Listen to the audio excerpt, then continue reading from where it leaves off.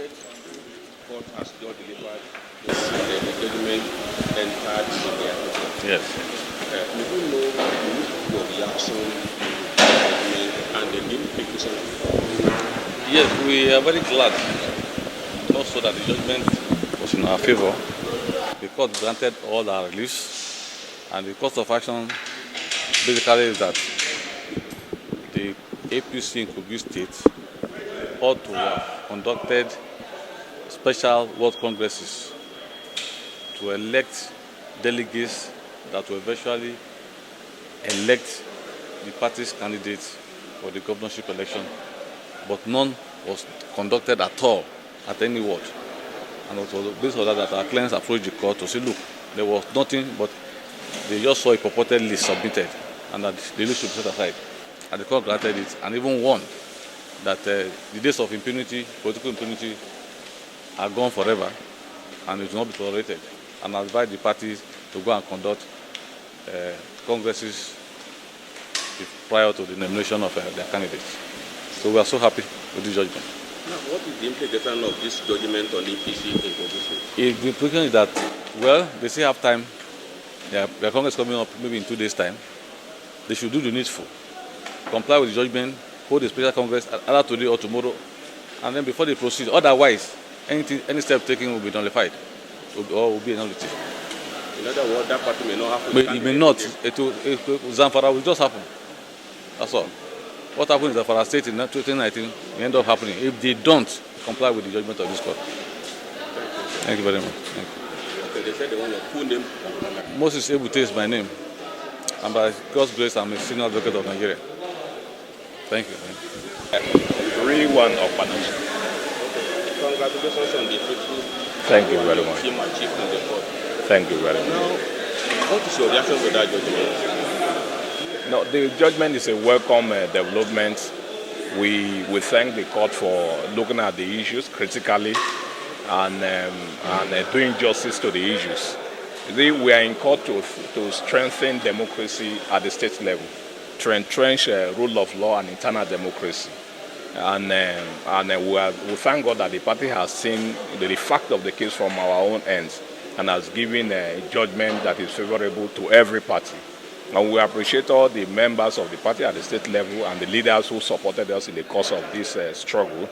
Our case is not against an individual or anybody, but is to fight for the right thing to be done within the party and avoid some of the avoidable mistakes that cost us so much in other states such as Zamfara, Rivers State, and of late even Nasarawa State. And we also thank the leadership of the party, because the last time I met with the National Working Committee, presided over by the National Chairman, we discussed as to what can be done to bring justice to the parties in the state. And we said, no, the only thing to be done is to do direct primaries.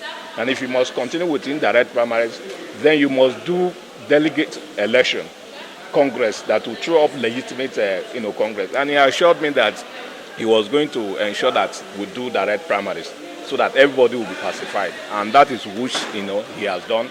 And the court has also sanctioned that. It's also created an enabling environment for him to continue with that direct primaries. So as you can see, the court has ordered that Congress be conducted, or in the alternative, direct primaries be held. And the party has already taken initiative to embark on direct primaries. So it's a win-win for everybody, because we are in court to strengthen the party and to ensure that the party is well positioned as we head into the general elections. Because without peace within the party, there's no way we can win the election. And the only way we can win the election is what we have done. We rush to the court where we should go to, and the court has done justice. And as law-abiding citizens, I know the party and other party faithfuls will key into this judgment and ensure that a level playing ground is provided for all the aspirants to contest in the primaries. We are also buoyant enough to go into the contest to be elected as candidate for the election, but we choose to stay back and ensure that we create an enabling environment for all other persons to aspire. And that is why instead of committing our own money to buy from, so we committed our own money to fight in this cause of justice. And to God be the glory, the court has done the needful. It has given us justice, it has given the state justice, and it's a relief for all the members of the party and even the party itself. Thank you very much. Are you suspecting that the particular candidate is being imposed on the party or about to be imposed on the party? Of course, that is the reason why this list was concocted in the first place.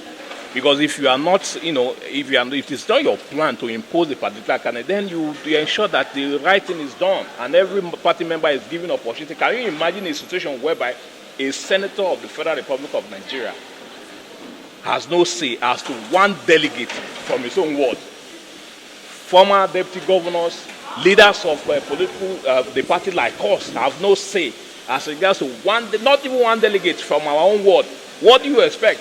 So the whole thing was stage managed to give opportunity to the leadership of the states to impose a particular candidate, but that has been thwarted.